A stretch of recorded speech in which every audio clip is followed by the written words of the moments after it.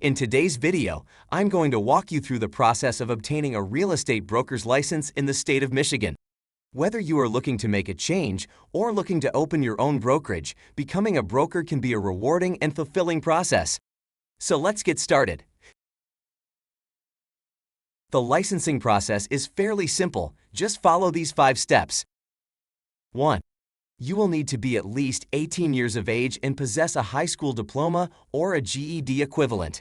You must also have at least 3 years with experience in the industry that the Commission considers relevant. 2.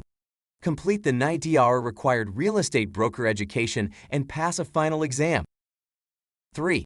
Next, you will need to fill out an application for approval prior to being eligible to sit for your state exam. At this point, the Commission will request proof of course completion, such as transcripts or certificates of completion. 4. PSI administers the in-person state licensing exam. You will need a 75% or higher to pass this exam. 5. You will need to finalize your application, submit any other required documentation, and pay any fees. And that's it. In order to get a real estate broker's license in the state, you must complete a 90 hours approved broker education. Perry Real Estate College offers the courses online, available 24/7, completed at your leisure.